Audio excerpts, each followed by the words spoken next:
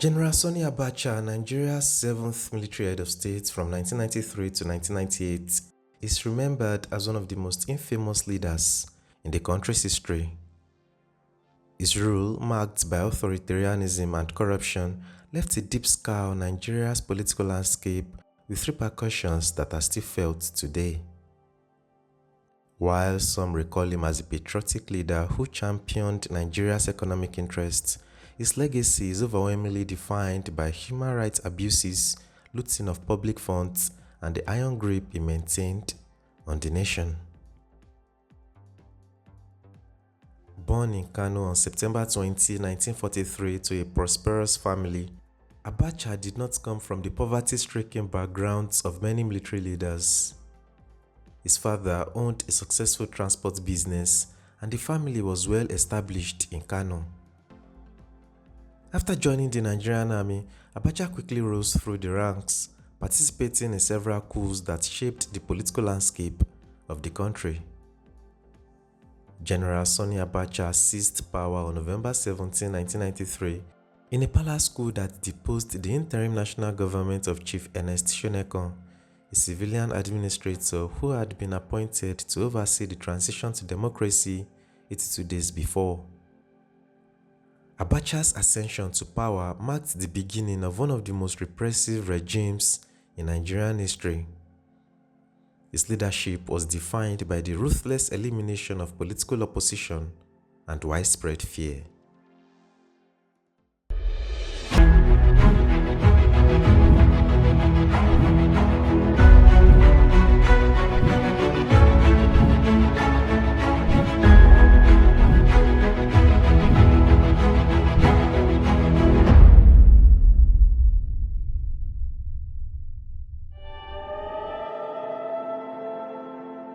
Under Abacha's rule, Nigeria became synonymous with state-sponsored repression. His regime imprisoned, exiled, or executed critics and opposition figures. The most high-profile case was the execution of Ken Saro-Wiwa, a writer and environmental activist, and 8 others from the Ogoni community on November 10, 1995. Their deaths, which came after a flawed trial, drew international condemnation and cemented Abacha's reputation as a brutal dictator. In 1995, Time magazine named him Thug of the Year, a reflection of how the world viewed his regime. Abacha's secret police, under the leadership of Major Hamza al-Mustafa, ruthlessly silenced opposition to his regime. Journalists, pro-democracy activists, and political figures were either jailed or forced into exile. His regime became known for its clandestine executions and mysterious disappearances of critics. Abacha feared no one and no one was above him. He deposed the Sultan of Sokoto and jailed the former head of state Olusegun Obasanjo and his deputy Shehu Musa Yar'Adua for treason on trumped-up charges. The latter did not survive the Abacha Gulag. Yar'Adua later died in detention in December 1997. Even General Ibrahim Babangida, who had stepped aside for Abacha to stylishly take over, was silent throughout the general's 4.5 years brutal reign.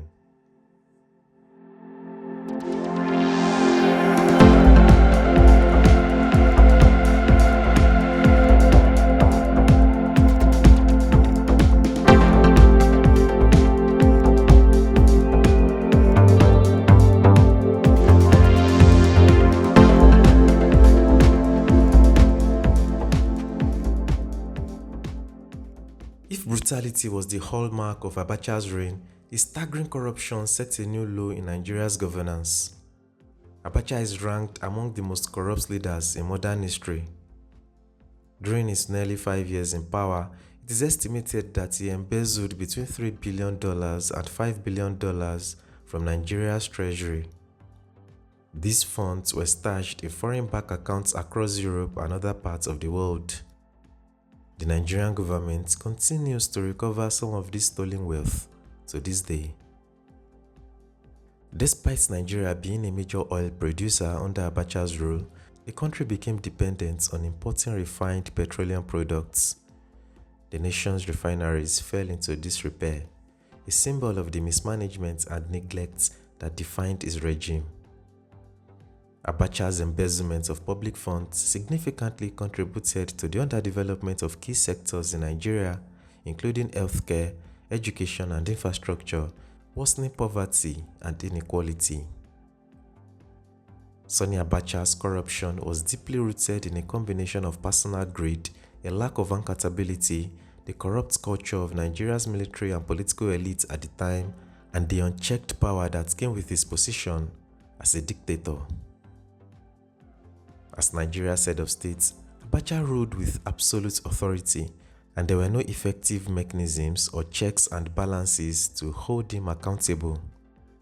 His regime operated under a military dictatorship where all branches of government submitted to his will and dissent was ruthlessly crushed. Abacha controlled all arms of governance, and there was no independent judiciary, free press, or opposition party strong enough to challenge his decisions or expose his corruption. This atmosphere of unchecked power created a culture where corruption could thrive, as there was no oversight or legal consequence for Abacha's actions. In environments where leaders are not held accountable, corruption often becomes rampant, and Abacha took full advantage of this. His actions were driven by personal greed and the desire for immense wealth and power. His looting of the treasury was far beyond what might be considered mere opportunistic corruption. He saw the state's resources as his to control and plunder, and he pursued these with a single-minded determination to accumulate wealth. His greed extended to stashing money in secret offshore accounts and investing in foreign assets. Abacha's looting was not driven by ideology or policy, but by a deep-seated desire for material wealth and the prestige that came with it. His rise to power came in an era when Nigeria's military was deeply involved in politics, often through coups and authoritarian rule. Corruption within the Nigerian military elite had already been entrenched by the time Abacha assumed power, and he merely expanded on a system that had long been plagued by misuse of public resources for personal gain.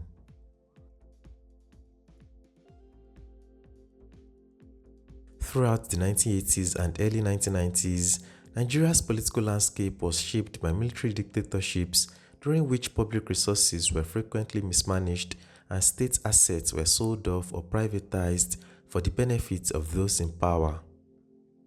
Abacha, having participated in several coups and worked closely with previous leaders like General Ibrahim Babangida, was part of this corrupt political and military network. The lack of institutional checks and the legacy of previous corrupt regimes allowed him to feel entitled to engage in massive financial crimes. Nigeria's weak institutions during Abacha's rule also enabled his corruption. The country lacked strong anti-corruption bodies, and those that did exist were either underfunded or operated under the influence of the ruling government. There were no independent agencies that could investigate or prosecute high-ranking officials, and any opposition to Abacha's actions was silenced through intimidation, imprisonment, or death. Even the public sector was riddled with inefficiency and corruption, making it easy for Abacha and his associates to embezzle funds without triggering alarms. Poor governance and an ineffective civil service meant that billions could be stolen without immediate detection. Abacha's ability to hide vast sums of money in offshore accounts across Europe and the United States also speaks to the role that global financial institutions played in facilitating his corruption. Countries such as Switzerland, Jersey, and Liechtenstein were known for their banking secrecy laws, which allowed dictators like Abacha to safely stash their wealth in anonymous accounts without fear of being exposed. Abacha exploited this system, and it was not until after his death that the full extent of his international financial maneuvers became apparent. The complicity of global financial systems in enabling money laundering and the illicit transfer of wealth provided fertile ground for corrupt leaders like Abacha to funnel money out of Nigeria. General Sani Abacha operated in a climate of impunity where corrupt practices were not only tolerated but expected among the ruling elites. The fact that previous military rulers, including those who looted the treasury, had escaped without serious consequences encouraged him to believe that he could do the same. Corruption had become so embedded in the political system that there was little moral or social pressure to govern with integrity. For Abacha, looting the national treasury was part of the spoils of power, and he felt untouchable given his position as the ultimate authority in Nigeria.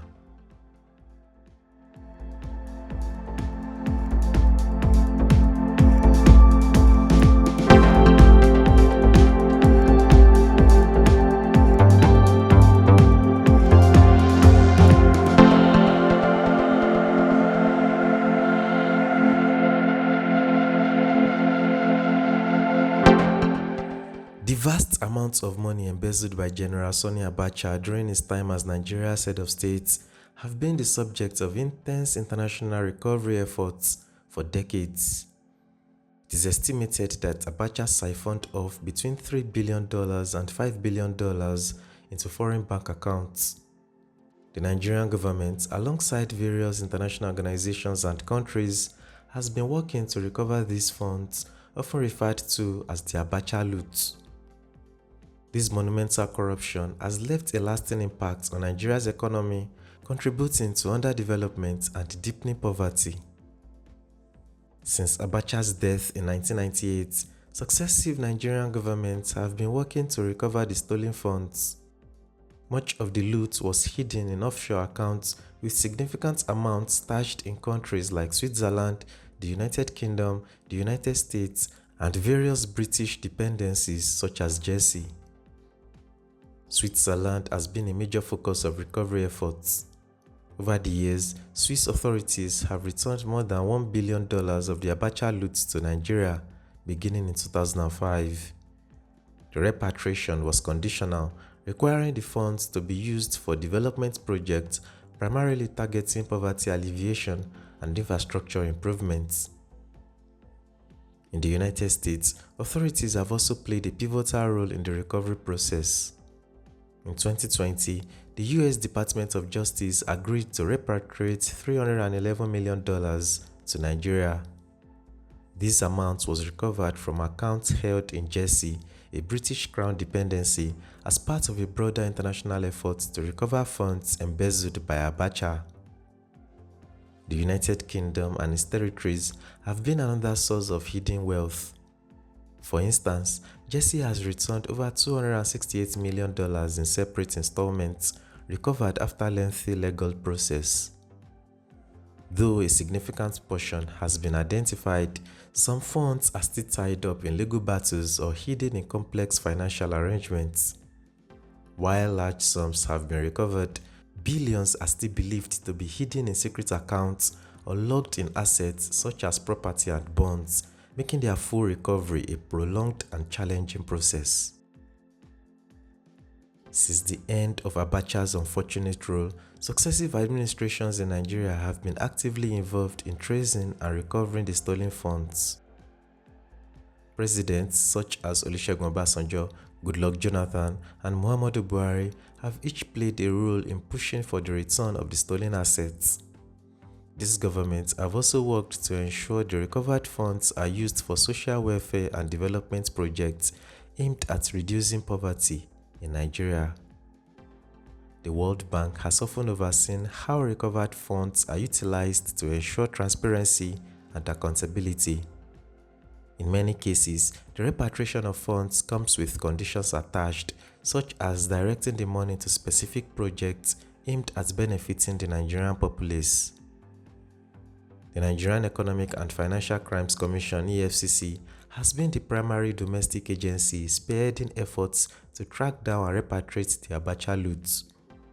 In cooperation with international law enforcement bodies like the U.S. Department of Justice and Interpol, the EFCC has played a pivotal role in navigating the complex legal battles surrounding these funds. As of 2024, the Nigerian government is still in the process of recovering more of the Abacha loot. Some funds remain frozen or tied up in legal disputes in foreign jurisdictions. However, billions of dollars have been successfully repatriated, but Nigerians are yet to see its effects. The question is, are the so-called Abacha Loot being looted again? Because much of it is supposed to be directed towards poverty reduction, healthcare improvements, infrastructure development, and other social programs.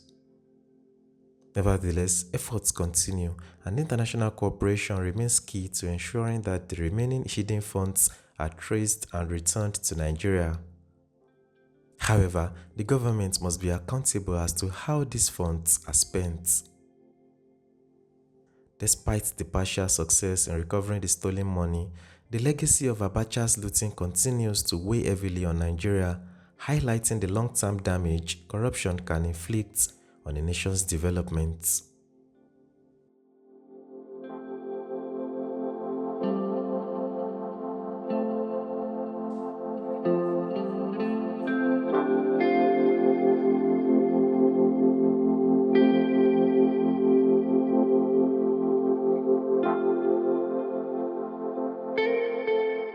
On Monday, June 8, 1998, General Sani Abacha died suddenly in Abuja, fueling widespread speculation about the cause of his death. Official reports stated that he suffered a heart attack, but rumors persisted that he was poisoned, possibly by political rivals or foreign agents. His death was met with celebration across Nigeria as people took to the streets to mark the end of his brutal rule. In the aftermath of his death, Major General Sani Abacha took power and swiftly initiated a transition to civilian rule. This led to the election and swearing-in of Olusegun Obasanjo, marking the end of military dictatorship in Nigeria and the start of the Fourth Republic on May 29, 1999.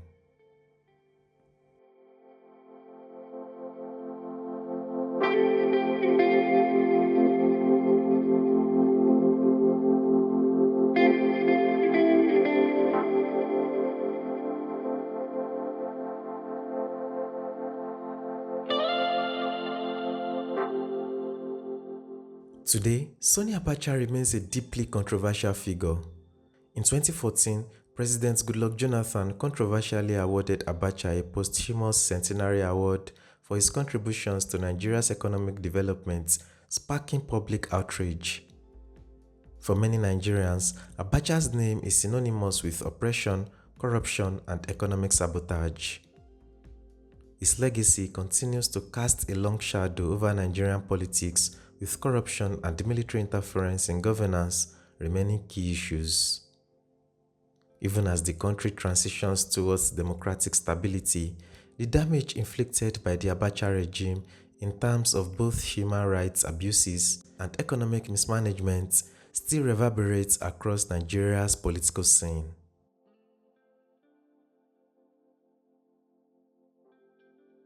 General Sani Abacha's reign was one of the darkest periods in Nigerian history.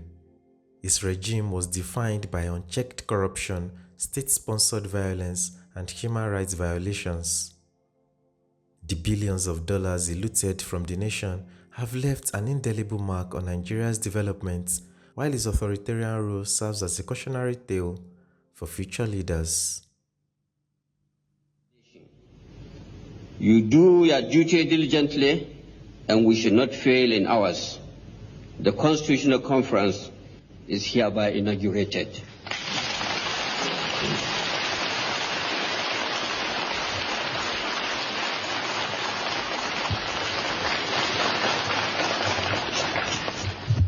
Long live the Federal Republic of Nigeria.